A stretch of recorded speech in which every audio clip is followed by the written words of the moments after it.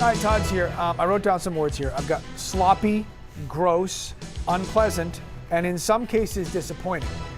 I'm talking about the Patriots and the Cowboys, but it also applies to the weather, ironically enough. So, yeah. Well played. Man, well that was played, beautiful, Mr. Goldie. I Yeah. mean, thank you for putting a smile on my face. I'm still, licking my wounds from the Cowboys' we both had loss. our teams. Yeah.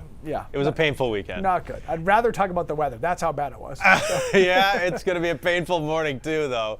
We're starting to change over to rain already at the coastline, but puking snow over the interior right now. This is Gray, New Gloucester. You can see right under the street lights the heavy snow, big fat wet flakes, so roads are very greasy. The Maine Turnpike, by the way, is reduced, speed limit is, down to 45 for the morning hours. The worst is still south of us, believe it or not, marching right up the north shore of Massachusetts, entering Seacoast, New Hampshire. So still a couple of hours from Portland and southern Maine, and several from Bangor and eastern Maine.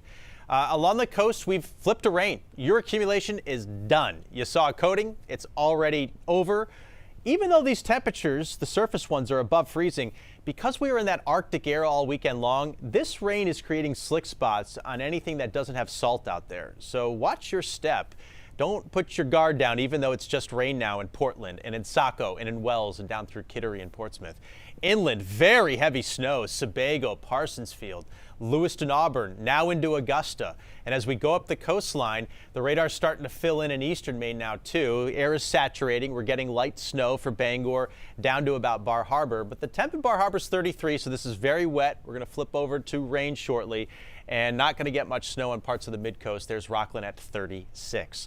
This area of low pressure is taking a somewhat unusual track. A lot of our storms in the winter stay off the coast, and we stay on the colder side with north winds. This one's going right up the gut of the northeast. We get on the warmer side, and we get south winds. That wind direction is terrible for us when you're concerned about power outages. Our trees and limbs aren't used to a southeast direction because our prevailing winds are out of the west-northwest. So we are going to see some power outages later this morning. Intense snow inland for the morning commute, intense rain at the coastline, and winds ramping up across the south, starting to gust already. That low-level jet begins to migrate up the coast and targets the mid-coast and down east coast for the middle of the day and early afternoon. Rain snow line flies up through Augusta, Lewiston, and to Bangor. Heavy, heavy snow in the mountains and across the central highlands. Then in the afternoon, after that low-level jet gets out of here, conditions improve quite a bit. It'll be much better after 2 o'clock. Yeah, there'll be some scattered rain showers and scattered snow showers, but again, the significant weather will have moved east, and if you're commuting today, I know a lot of you have it off for MLK Jr. Day, it'll be a much smoother evening commute. Again, a coating for the coastline, ramping up to about a foot of snow. I guess the only positive out of this storm is that our ski resorts and snowmobile country get a good pasting. It looks like a foot for a lot of the ski resorts. I'm most concerned with the wind gusts and for power outages. You never want to see them in the wintertime. The cold weather is with us, takes longer to restore them too. We've got wind gusting in the 40s by 7, 8 o'clock. We've got a potential here, a little window from about 9 a.m. to noon to gust into the 50s and 60s, which would obviously result in a lot of power outages. And then that low-level jet moves up the coastline for the afternoon. And while it's still breezy this evening, it's not as bad, and the power outage concerns are over by that point. But our winds go into the northwest and bring in some colder air. We'll have lots of refreezing tonight and a lot of black ice issues tomorrow.